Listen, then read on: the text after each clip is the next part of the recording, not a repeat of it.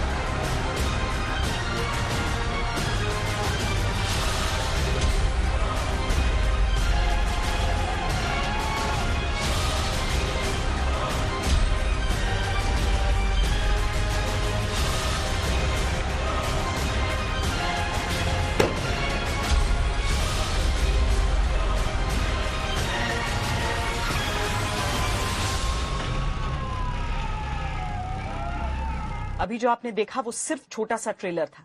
पूरी पिक्चर और उसके पीछे की कहानी हम आपको बताएंगे। पंजाब और हरियाणा के हजारों किसान आज दिल्ली पहुंचे थे सरकार तक अपनी आवाज पहुंचाने के लिए, नए कृषि बिल के खिलाफ अपना विरोध जताने के लिए। लेकिन जब आंदोलनकारी किसानों को दिल्ली के दरवाजे बंद मिले तो वो भड़क उठे। पुलिस और पैरामिलिट्री के जवान पूरी तैयारी के साथ दिल्ली के बॉर्डर्स पर तैनात थे और उनका मकसद था एक भी आंदोलनकारी किसान को दिल्ली में पांव नहीं रखने देना। और फिर वही हुआ जिसका अंदेशा था। आंदोलनकारी किसान पीछे हटने के लिए तैयार नहीं थे और पुलिस के जवान उन्हें पीछे खदेड़ने के लिए कुछ भी करने को तैयार थे, चाहे आंसू गैस के गोले हो या वाटर कैनन्स या फिर लाठीचार्ज। आंदोलनकारी किसानों को दिल्ली में घुसने से रोकने के लिए सारे उपाय आजमाए गए, लेकिन किसान भी पूरी तैयारी के साथ पहुंचे थे। उन्होंने पुलिस पर पथराव किया, बैरिकेडिंग तोड़ी। देश के किसानों और पुलिस के जवानों के बीच जंग का ग्राउंड जीरो बना दिल्ली और हरियाणा का सिंघू बॉर्डर, जहां आज पूरे दिन देश के किसानों और पुलिस के जवानों के बीच हिंसक झड़प के कई राउंड चले। आज तक के रिपोर्टर्स ने आज दिन भर जो कुछ देखा वो सब आप हमारी ग्राउंड रिपोर्ट में देख सकते हैं।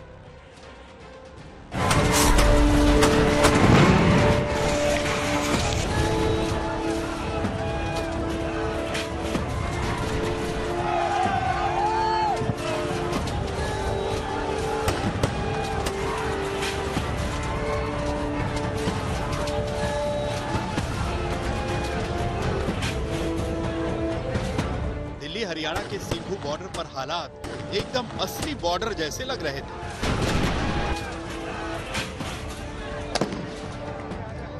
किसानों को तितर बितर करने के लिए दिल्ली पुलिस लगातार जो है अब एक्शन ले रही है। बॉर्डर के एक तरफ कृषि कानून बिल के खिलाफ किसान दिल्ली में आने पर अड़े थे और दूसरी तरफ पुलिस और पैरामिलिट्री फोर्सेस के जवान उन किसानों पर टीयर गन ताने खड़े थे।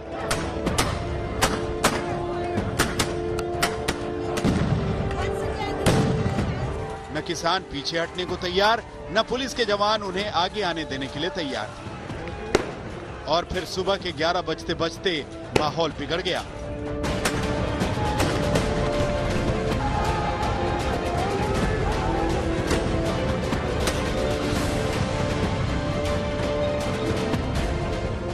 टीयर गैस सेलिंग शुरू हो गई है किसानों के ऊपर।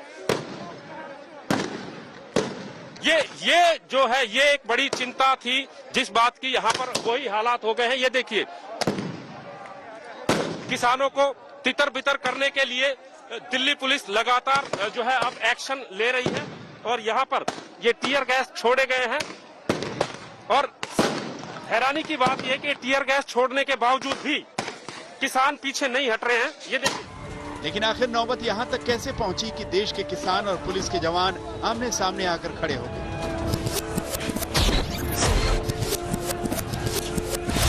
ये किसान 26 नवंबर को पंजाब के अलग अलग शहरों से दिल्ली चलो का नारा देकर निकले थे, जिन्हें रोकने के लिए हरियाणा और दिल्ली पुलिस ने सारे जतन लगा दिए।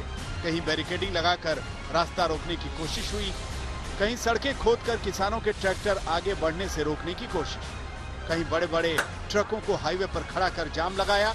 लेकिन किसान पुलिस की हर कोशिश को खदेड़ते हुए आगे बढ़ते गए और आज सुबह दिल्ली के दरवाजे पर दस्तक देने पहुंच गए। लेकिन इन किसान आंदोलनकारियों के लिए दिल्ली भी कोसों दूर थी। आप देख सकते हैं कि अनाउंसमेंट किया जा रहा है पुलिस के द्वारा, बार बार चेतावनी दी जा रही है। अगर आप बातचीत करने आ रहे हैं तो अपने हाथ ऊपर उठाएं, अन्यथा वहीं रुक जाए। अगर बाकी पीछे रुके रहे, आप 4 लोग आकर हमारे से बात कर सकते हैं। चेतावनी दी जा रही है, कुछ लोग अगर बात करना चाहते हैं तो बात करें। लेकिन चार किसान आ रहे हैं आगे की तरफ बातचीत करने के लिए। हम किसी नुमाइंदों को नहीं मानते, सब किसान है इधर। किसान अपना प्रोटेस्ट करने के लिए, अपना रोष करने के लिए दिल्ली आए हैं। हम लोग भारत के बशिंदे हैं, भारत के बशिंदे हैं। हमारे भारत की ये राजधानी है। हम लोग शांतमय तरीके से अपना जो भी है इधर रखना चाहते हैं। दिल्ली में आए हैं भाई, अपना शांति से अपनी बात रखने के लिए आए हैं, कोई झगड़ा करने के लिए नहीं आए। झगड़ा कर रही है पहले तो हरियाणा की पुलिस, अभी दिल्ली की पुलिस। हम लोग झगड़ा नहीं कर रहे। मैं आपसे एक बात पूछना चाहता हूं सरदार जी, पुलिस क्या पब्लिक से झगड़ा करने के लिए होती है? हमें लग रहा है। नहीं, आपको लग रहा है तो आपके लगने से थोड़ा ना सच हो जाएगा। नहीं, अभी क्या ये क्या है? झगड़ा नहीं है। नहीं, ये झगड़ा क्या नहीं है? आपको नहीं पता इस समय क्या चल रहा है? क्या चल रहा है? कोविड चल रहा है। कोविड हमारा गले में फांसी का फंदा डाल दिया गवर्नमेंट ने। आंदोलनकारी किसानों और ड्यूटी कर रहे जवानों के बीच वार्ता का लंबा दौर चला, लेकिन नतीजा नहीं निकला और फिर हिंसा का एक और दौर शुरू हो गया। सिंधु बॉर्डर क्रॉस करके के किसान अब बैरिकेड तोड़ते हुए दिल्ली की तरफ घुस रहे हैं। देख सकते हैं कि तारे पूरी तोड़ रहे हैं, यहाँ पे बैरिकेड तोड़ रहे हैं। पूरे किसान जो है जो धरने पे बैठे हुए थे सिंधु बॉर्डर पर घुस गए हैं बैरिकेड तोड़ते हुए। एक के बाद एक बैरिकेड तोड़ा जा रहा है किसानों की तरफ से। आप देख सकते हैं कि यहाँ पर किसान ये तोड़ रहे हैं, तारे तोड़ी जा रही है किसानों की तरफ से और दिल्ली के अंदर घुसने की कोशिश कर रहे हैं। किसान उनके और दिल्ली के रास्ते में आने वाली हर चीज पर अपना गुस्सा निकाल रहे थे, फिर चाहे वो पुलिस की बैरिकेडिंग हो या फिर पुलिस के जवान। और पुलिस पैरामिलिट्री के जवान भी हार मानने को तैयार नहीं थे। वो पूरे तन मन से अपनी ड्यूटी निभा रहे थे और किसानों के मंसूबों पर पानी फेरने की हर संभव कोशिश में जुटे थे। जवानों को क्लियर आदेश था कि किसी भी कीमत पर किसानों को दिल्ली के अंदर आने नहीं देना है और किसानों का एक ही मकसद था, दिल्ली में दाखिल होना किसी भी कीमत पर। किसानों और पुलिस में एक बार फिर से टकराव हुआ है। आप देख सकते हैं कि जो पुलिस ने बैरिकेडिंग की थी उसके पास तक काफी तादाद में किसान यहां पर आ गए थे और पुलिस ने उनको पीछे हटाने के लिए टीयर गैस छोड़ी है। एक बार फिर से आंसू गैस के गोले छोड़े हैं और यहाँ पर आप देख सकते हैं कि जो बैरिकेडिंग थी वो भी यहाँ से हटा दी गई है और ये किसान बिल्कुल पुलिस के पास में पहुंच गए हैं। आप देख सकते हैं यहाँ पर जो है इनको समझाने बुझाने की कोशिश की जा रही है। Tear gas, water cannon, lathicharge, जवानों ने हर चीज का इस्तेमाल करके देख लिया। बार बार किसानों से बातचीत करके भी देख लिया, लेकिन किसान कह रहे थे कि उन्हें तो बस सरकार से बात करनी है। अजी भैया, मैं भी किसान का ही बेटा हूँ, मैं भी किसान का ही बेटा हूँ। हमने भी खेती करी है, लावनी करी है, तो मैं इसीलिए मैंने भी लावनी करी है। आप क्या कहते हो? मैंने भी भैंस चराई है, किसान के परिवार से हूँ। आप जाइए। किसान पीसफुली आ रहे हैं, कोई नुकसान नहीं कर रहे हैं। ਈਵਨ ਕਿ ਅਸੀਂ रोड टैक्स भर रहे हैं, रोड टैक्स साडी जेबा च जाता है, ये रोडा पट रहे हैं। सरकारी संपत्ति नुकसान तो यही कर रहे हैं। हम के दूसरे देश से बात कर रहे हूँ, ऐसे बैरिकेड बना दिया, ऐसे बॉर्डर बना दिया, पीछे भी बॉर्डर बना दिए। पंजाब का किसान अपनी मांगे लेके आ रहा है, लड़कियां आ रही हैं, बीबियां आ रही हैं, बुजुर्ग आ रहे हैं, नौजवान आ रहे हैं। हमको कोई हक नहीं अपनी बात करने का। हमको यहाँ से जाने दीजिए, हमको संसद के आगे बैठने दीजिए, या कहीं भी आप बोलोगे, दिल्ली में जहाँ कहोगे वहाँ बैठ जाएंगे। ये काले कानून वापस करवाने हैं। कई घंटों की मशक्कत के बाद भी जब आंदोलनकारी किसान टस से मस नहीं हुए, तो आखिरकार दिल्ली को मसले का हल निकालना पड़ा। किसानों को दिल्ली में आने की सशर्त इजाजत देने का प्रस्ताव दिया गया। दिल्ली के बुराड़ी में संत निरंकारी मैदान में शांतिपूर्वक प्रदर्शन की इजाजत दी गई। किसान नेताओं से बातचीत के बाद दिल्ली पुलिस ने उनको पीसफुल प्रोटेस्ट होल्ड करने को परमिट कर दिया है, और उसके लिए जो बुराड़ी में निरंकारी ग्राउंड है उसको निर्धारित किया गया है। सिंघू बॉर्डर के अलावा हरियाणा और दिल्ली के बाकी बॉर्डरों पर भी किसान और पुलिस के जवानों के बीच झड़पें होती रहीं, चाहे फरीदाबाद बॉर्डर हो या गुड़गांव बॉर्डर, यहाँ तक कि यूपी बॉर्डर पर भी किसान आंदोलन कर रहे हैं। उनकी सिर्फ एक ही डिमांड है, सरकार कृषि कानून पर उनकी बात सुने। देश के किसानों को 3 दिसंबर का अपॉइंटमेंट दिया है, लेकिन आंदोलनकारी किसान ये इंतजार करने के लिए तैयार नहीं। सिंघू बॉर्डर से सत्येंद्र चौहान और अशोक सिंघल के साथ आज तक ब्यूरो। इतने बवाल के बाद आखिरकार किसानों को दिल्ली में सशर्त एंट्री की इजाजत मिली। आंदोलनकारी किसान अब दिल्ली के बुराड़ी में निरंकारी सत्संग मैदान में इकट्ठा होकर शांतिपूर्ण प्रदर्शन कर सकते हैं। लेकिन सवाल यह है कि आखिर नए कृषि कानून पर किसानों को इतना ऐतराज क्यों है, और अगर ऐतराज है तो केंद्रीय कृषि मंत्री नरेंद्र तोमर आंदोलनकारी किसानों से मिलने से इतना हिचकिचा क्यों रहे हैं। तो पहले बात कर लेते हैं किसानों की 4 अहम मांगों की। किसानों की सबसे बड़ी मांग है कि केंद्र सरकार नए कृषि सुधार कानून को वापस ले। आंदोलनकारी किसानों का कहना है कि यह कानून किसानों के हित में नहीं है। उन्हें डर है कि इससे कृषि के निजीकरण को बढ़ावा मिलेगा, जमाखोरों और बड़े कॉर्पोरेट घरानों को फायदा होगा। किसानों की दूसरी मांग न्यूनतम समर्थन मूल्य यानी एमएसपी से जुड़ी हुई है। आंदोलनकारी किसानों का कहना है कि सरकार एमएसपी के लिए गारंटी कानून लेकर आए। सरकार लिखित आश्वासन दे कि भविष्य में एमएसपी और मौजूदा अनाज खरीद प्रणाली जारी रहेगी। किसानों की तीसरी मांग नए बिजली बिल को लेकर है। किसान यूनियनों का कहना है कि अगर ये बिल कानून बन जाता है तो बिजली के निजीकरण को बढ़ावा देगा। किसानों को डर है कि इससे उन्हें दी जाने वाली मुफ्त बिजली की सुविधा बंद हो जाएगी। किसानों की चौथी मांग खेतों में पराली जलाने पर सजा और जुर्माने के प्रावधान से जुड़ी है। इसमें पराली जलाने वाले किसानों को 5 साल की सजा और 1 करोड़ रुपए तक जुर्माना लगाया जा सकता है। किसानों की मांग है कि इस प्रावधान को खत्म किया जाए। आंदोलनकारी किसान यूनियनें ये भी मांग रही हैं कि पराली जलाने के आरोप में गिरफ्तार किए गए किसानों को तत्काल रिहा किया जाए। यानी आंदोलनकारी किसानों का ये विरोध सिर्फ नए कृषि कानून को लेकर ही नहीं है, बल्कि वो अन्य मांगों पर भी जोर दे रहे हैं। हालांकि ऐसा भी नहीं है कि केंद्र सरकार ने किसानों को मनाने के लिए कोई प्रयास नहीं किए।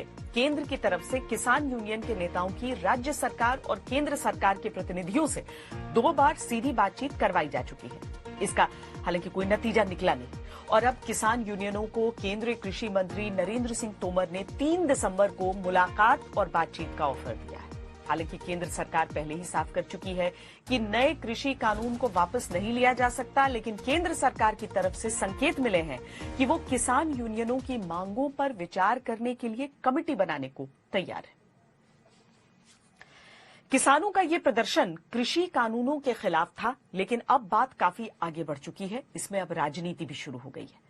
कांग्रेस कह रही है कि केंद्र सरकार किसानों के खिलाफ तानाशाही रवैया अपना रही है, जबकि बीजेपी सवाल उठा रही है कि नए कृषि कानूनों से सिर्फ कांग्रेस शासित पंजाब के किसानों को ही दिक्कत क्यों हो रही है। वैसे अब पंजाब के अलावा बीजेपी शासित हरियाणा और उत्तर प्रदेश के किसानों ने भी दिल्ली के लिए कूच करना शुरू कर दिया है। बिहार और झारखंड से भी किसानों के विरोध प्रदर्शन की खबरें और तस्वीरें सामने आ रही हैं। यानी नए कृषि कानून के खिलाफ विरोध प्रदर्शन की शुरुआत भले ही पंजाब से हुई, लेकिन अब ये सिलसिला अन्य राज्यों में भी शुरू हो चुका है और ये केंद्र सरकार के लिए चिंता का विषय बन गया है। अब देखना यह होगा कि केंद्र सरकार किसानों के इस गुस्से को कंट्रोल करने के लिए क्या रणनीति अपनाती है।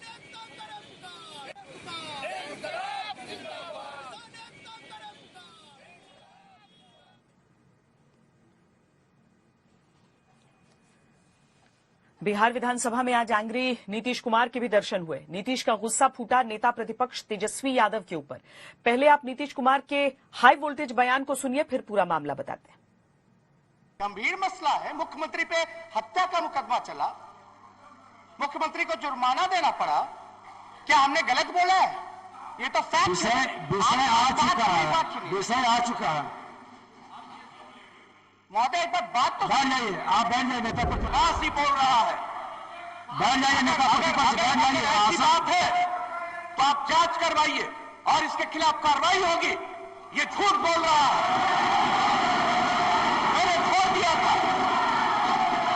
मेरे भाई समान दोस्त का बेटा है, इसलिए हम सुनते रहते हैं, हम नहीं कुछ बोलते हैं। और इसके पिता को किसने बनवाया था? लोकदल में विधायक दल का नेता, ये पता है? इसको डिप्टी चीफ मिनिस्टर किसने बनाया था? और जब इस पर आरोप आया, हमने कहा एक्सप्लोर करो। जब एक्सप्लोर नहीं किया तब हमने छोड़ दिया। और ये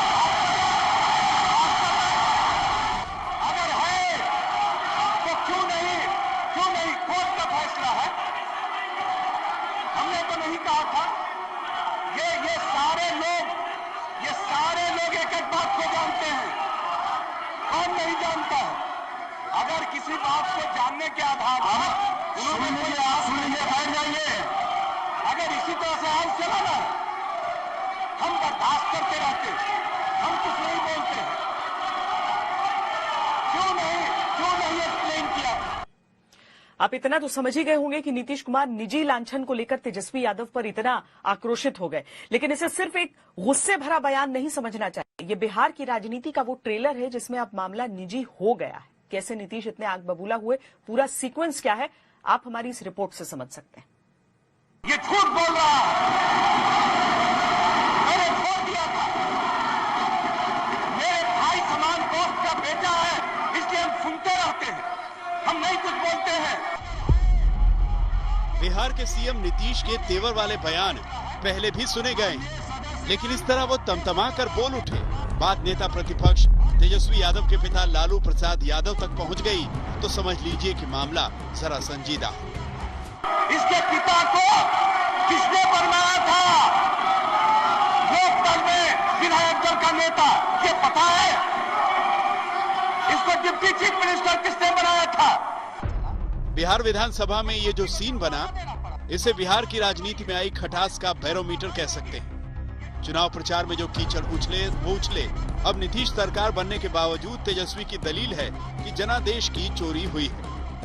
और इन सब के बीच जब राज्यपाल के अभिभाषण पर धन्यवाद प्रस्ताव पर चर्चा में तेजस्वी की बारी आई, तो उन्होंने एक सांस में नीतीश पर निजी आरोपों की बौछार कर दी, जिसमें बंद हो चुका एक मर्डर केस का मामला भी है। मर्डर का मुकदमा चला 2008-9 में, कैसे उस फैसले को टाला गया ये सब लोग जानते हैं। और 2020-19 में कैसे उस केस को खत्म किया गया, रफा दफा किया गया बिना किसी इंक्वायरी के, जांच के, ये सब लोग जानते हैं। आपने कभी सुना कि किसी प्रदेश का मुख्यमंत्री 25,000 जुर्माना दे रहा है? जुर्माना क्यों दिया गया? चोरी की गई। जेएनयू के एक छात्र का कंटेंट चोरी किया गया, उसमें नीतीश कुमार जी को सजा हुई कोर्ट से, और 25,000 मुख्यमंत्री जी ने जुर्माना दिए। इसके बाद जब मौका संसदीय कार्य मंत्री विजय चौधरी के बोलने का आया, तो उन्होंने नीतीश पर तेजस्वी के सभी निजी आरोपों पर सफाई पेश की। अध्यक्ष महोदय, ये घटना 1991 की है। एक मर्डर केस होता है। मर्डर केस में पुलिस फाइनल रिपोर्ट दाखिल करती है, कोर्ट उस फाइनल रिपोर्ट को एक्सेप्ट कर लेता है। और चूंकि अब विजय चौधरी के अनुरोध पर जब तेजस्वी के आरोपों वाले हिस्से को सदन की कार्रवाई से निकालने का भरोसा मिला, तो तेजस्वी दोबारा खड़े हो गए और अपने आरोपों को दोहराने लगे। तभी नीतीश का गुस्सा फूट पड़ा। ये झूठ बोल रहा मैंने छोड़ दिया था। नीतीश के गुस्से के बाद पूरे सदन में ऐसा हंगामा हुआ कि सदन की कार्रवाई को कुछ देर के लिए स्थगित करना पड़ा। हालांकि बाद में जब सदन का काम दोबारा शुरू हुआ तो नीतीश ने शांत होकर अपनी सारी बातें रखी। कोई विपक्ष में है तो उसका तो है ही अधिकार, वो कुछ बोलता रहे, मुझे उस पर कोई एतराज नहीं है, लेकिन ऐसी बातें नहीं बोलनी चाहिए जो नियमों के विरुद्ध है, मर्यादाओं का उल्लंघन करता है। तेजस्वी नीतीश सरकार को जनमत मिलने से मानने को तैयार नहीं, लेकिन नीतीश ने इसका भी जवाब दिया। जनता ने जनादेश महागठबंधन को दिया और ये सरकार की फितरत है कि चोर दरवाजे से पिछले बार भी है और इस बार भी चोर दरवाजे से। अरे एक वोट से भी कोई जीतता है तो जीत होती है। अगर किसी को लगेगा कि भाई ये गलत है तो वो जा सकता है कोर्ट और कोर्ट में बाजाबता सुनवाई होती है, निर्णय होता है। नीतीश का दावा है कि केंद्र के सहयोग से राज्य सरकार ऐसा प्रयास करेगी कि बिहार और तरक्की करे, लेकिन तेजस्वी नीतीश को निजी मामलों में ही उलझाए रखने के मूड में है।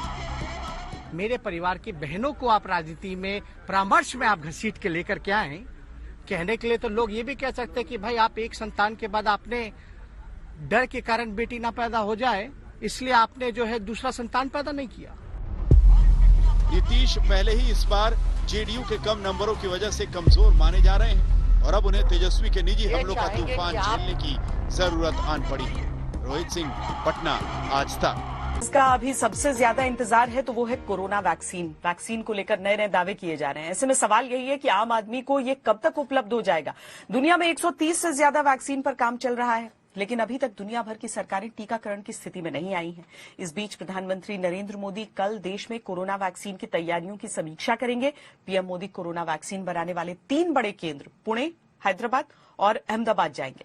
पीएम न सिर्फ वैज्ञानिकों से मिलेंगे बल्कि वैक्सीन बनाने की पूरी प्रक्रिया को भी समझेंगे।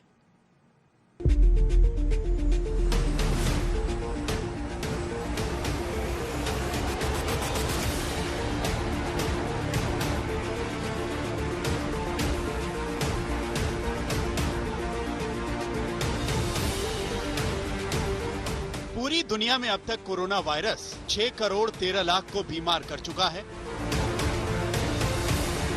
14,37,000 लोग बेमौत मारे जा चुके हैं। हर तरफ वायरस को मात देने वाली वैक्सीन की खोज है। कामयाबी की सीढ़ी पर चढ़ते वैज्ञानिक कभी वैक्सीन के करीब पहुंचते हैं, कभी हाथ से सब कुछ फिसलता नजर आता है। वैक्सीन बनाने की इस दौड़ में भारत न सिर्फ शामिल है बल्कि भारतीय वैज्ञानिकों के शोध के बेहद अच्छे नतीजे भी आ रहे हैं। पूरे देश को कामयाबी की उम्मीदें बंधी।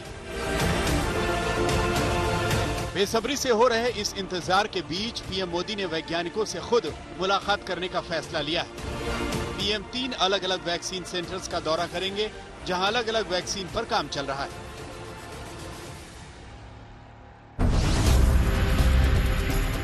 पीएम सबसे पहले अहमदाबाद में Zydus biotech vaccine manufacturing facilities का जायजा लेंगे, फिर पुणे के सीरम इंस्टीट्यूट ऑफ इंडिया का दौरा करेंगे और आखिर में हैदराबाद में भारत बायोटेक पहुंचेंगे। तीनों ही जगह तैयारियां जोरों पर हैं। सीरम इंस्टीट्यूट में एयरफोर्स के हेलीकॉप्टर चक्कर काट रहे हैं। एसपीजी की भारी भरकम तैनाती कर दी गई है। वैज्ञानिक प्रधानमंत्री के सामने प्रेजेंटेशन देने की तैयारी कर रहे हैं। इस दौरे में करीब 2 घंटे प्रधानमंत्री यहाँ पे रुकेंगे और प्रधानमंत्री जाइडस बायोटेक पार्क जो है उसका ब्यौरा करेंगे। यहाँ पे आप देख सकते हैं इस वक्त हम मौजूद है जाइडस बायोटेक पार्क, जहाँ पे जो कोविड की वैक्सीन है उसको डेवलप किया जा रहा है। जाइडस का ये वैक्सीन जो है वो ह्यूमन ट्रायल के दूसरे स्टेज पर है और यहाँ पे उसको बनाया जा रहा है, डेवलप किया जा रहा है, जिसका नाम दिया गया है ज़ाइकोवी-डी, जिसको अलग तरीके से बनाया जा रहा है। ये जो वैक्सीन है ये प्लाज्मिड डीएनए के आधार पे ये पूरा वैक्सीन बनाया जा रहा है। अहमदाबाद में भारत की स्वदेशी कोरोना वैक्सीन ज़ाइकोव-डी का ट्रायल चल रहा है। पुणे के सीरम इंस्टीट्यूट ऑफ इंडिया में ऑक्सफोर्ड की वैक्सीन कोविशील्ड का ट्रायल चल रहा है, जबकि हैदराबाद में भारत बायोटेक और ICMR मिलकर स्वदेशी कोवैक्सीन तैयार कर रहे हैं। पुणे के सीरम इंस्टीट्यूट ऑफ इंडिया में टेस्ट से गुजर रही ऑक्सफोर्ड और एस्ट्राजेनेका की वैक्सीन कोविशील्ड रेस में सबसे आगे है। फेज 3 के परीक्षण में वैक्सीन करीब 94% तक कामयाब रही, लेकिन वैज्ञानिकों के कान उस वक्त खड़े हो गए जब ट्रायल के स्टेज 3 में प्रारंभिक आंकड़ों में 2 अलग अलग तरह के प्रभाव दिखे। वैक्सीन डोजिंग के एक तरीके में ऑक्सफोर्ड एस्ट्राजेनेका वैक्सीन 90% असरदार पाई गई और दूसरे तरीके में 62% असरदार रही। यही वजह है कि कंपनी ने एक बार फिर से जांच का मन बनाया है। ये वैक्सीन फेज 3 ह्यूमन ट्रायल्स में है। ये ट्रायल्स चर्चा का विषय बने हुए हैं और इसीलिए देश के प्रधानमंत्री वैक्सीन के उत्पादन का जायजा लेने सीरम इंस्टीट्यूट ऑफ इंडिया में आने वाले हैं। तकरीबन 1 घंटा प्रधानमंत्री इस इंस्टीट्यूट में रहेंगे, यहाँ के सीनियर साइंटिस्ट से मिलेंगे, कंपनी के CEO, चेयरमैन, इनसे भी मुलाकात होगी। वहीं भारत बायोटेक की स्वदेशी वैक्सीन के तीसरे चरण का ह्यूमन ट्रायल शुरू हो गया है। Drug controller general of India से इसकी इजाजत मिल चुकी है। तीसरे चरण के परीक्षण में कोवैक्सीन की यह खुराक 18 साल या उससे ऊपर के करीब 28,500 लोगों को दी जाएगी। देश के सबसे भरोसेमंद अस्पतालों में से एक दिल्ली के एम्स में कोवैक्सीन का ट्रायल शुरू हो चुका है। एम्स के न्यूरोसाइंस सेंटर के चीफ डॉक्टर MV पद्म श्रीवास्तव और 3 वॉलेंटियर्स को भारत बायोटेक की कोवैक्सीन की पहली डोज दी गई है। एम्स के साथ साथ कोवैक्सीन का ट्रायल 10 राज्यों में 25 जगहों पर चलेगा। ये ट्रायल कई अस्पतालों में शुरू हो चुका है। इस वैक्सीन की 2 डोज होंगी। पहली डोज देने के 28 दिन बाद दूसरी डोज दी जाएगी। हमने यहाँ वैक्सीनेशन का काम कल से स्टार्ट कर दिया है। हमारे पास काफी वॉलंटियर्स इंक्वायरी के लिए आते हैं और इसमें से हमने कल 5 लोगों को ये वैक्सीनेट कर दिया है और अभी तक उनके यहाँ से कोई ऐसा कॉल नहीं आया है कि उनको कोई मुश्किल पड़ी हो, कोई तकलीफ हो, कोई हेल्थ इश्यू हो। कुल मिलाकर भारत के वैज्ञानिक भी इतिहास रचने की दौड़ में हैं। कोरोना को मात देने वाली वैक्सीन की खोज अभी जारी है। ट्रायल भले ही आखिरी दौर में है, लेकिन आगे का रास्ता आसान नहीं है। अब कल PM मोदी की वैक्सीन यात्रा पर सबका फोकस रहेगा। वैक्सीन बनाने वाले इंस्टीट्यूट्स में प्रधानमंत्री का जाना ये बताता है कि सरकार और पूरा सिस्टम वैक्सीन को लेकर कितना गंभीर है और इसके पीछे उम्मीदों की कितनी लंबी कतार है। अहमदाबाद से गोपी घांगर, दिल्ली से मिलन शर्मा के साथ पंकज खेलकर, पुणे, आज तक। और अब बात अरब सागर में हुए एक बड़े हादसे की। भारतीय नौसेना का फाइटर प्लेन MiG-29 के अरब सागर में दुर्घटनाग्रस्त हो गया। गुरुवार शाम हुए हादसे के समय फाइटर प्लेन में 2 पायलट सवार थे, जिनमें से एक को बचा लिया गया, लेकिन दूसरे पायलट की अब तक कोई जानकारी नहीं मिली है। नौसेना ने हादसे के बाद जांच का आदेश दिया है। समुद्र में लापता लेफ्टिनेंट कमांडर निशांत सिंह की तलाश जारी है।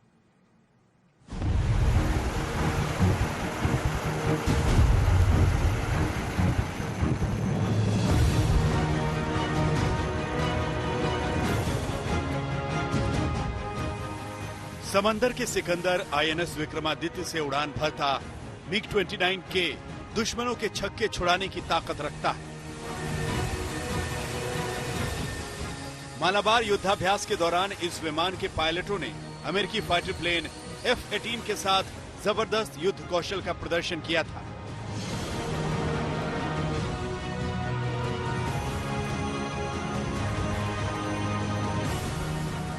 नौसेना अपने अत्याधुनिक MiG-29 के एयरक्राफ्ट पर नाज करती है, लेकिन अरब सागर से आज एक बुरी खबर आई है। एक MiG-29 के विमान गुरुवार की शाम दुर्घटनाग्रस्त हो गया।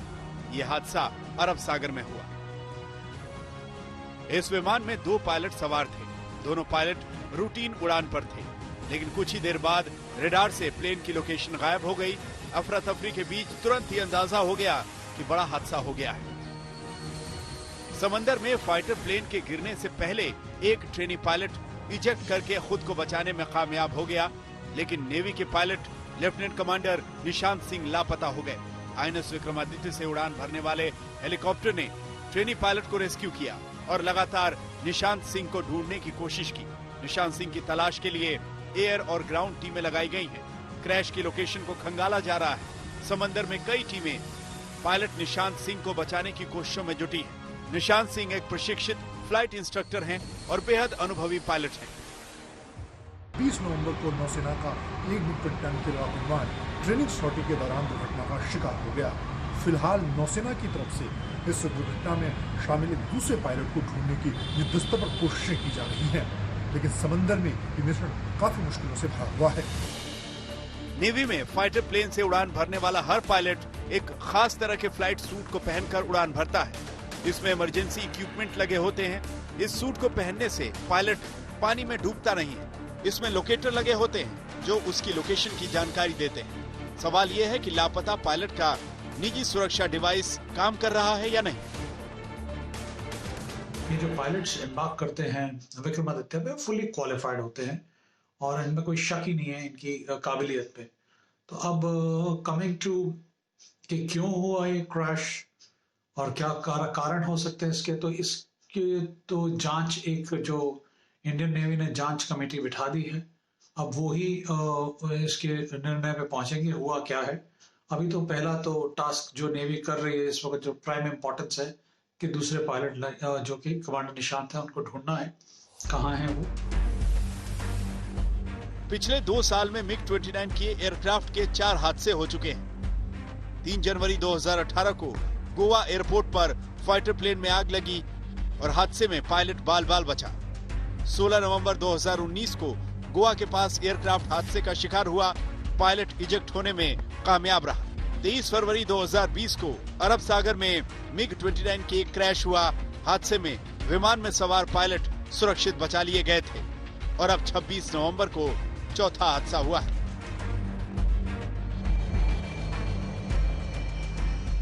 MiG-29 की फाइटर जेट रूस में बना हुआ लड़ाकू विमान है। इसकी लंबाई 17.32 मीटर है। ये फाइटर प्लेन 18,000 किलोग्राम वजन लेकर उड़ान भर सकता है। इस विमान को 2 साल पहले ही अपग्रेड किया गया है। अपग्रेडेड मिग में वर्टिकल टेक ऑफ की क्षमता भी है, लेकिन ये सारी खूबियां होने के बावजूद पिछले 2 साल में कई दुर्घटनाएं हो चुकी हैं। ये चिंता का विषय है। नेवी के लिए इन दुर्घटनाओं का तकनीकी विश्लेषण जरूरी है। शिवरूर के साथ मंजीत नेगी, दिल्ली, आज तक।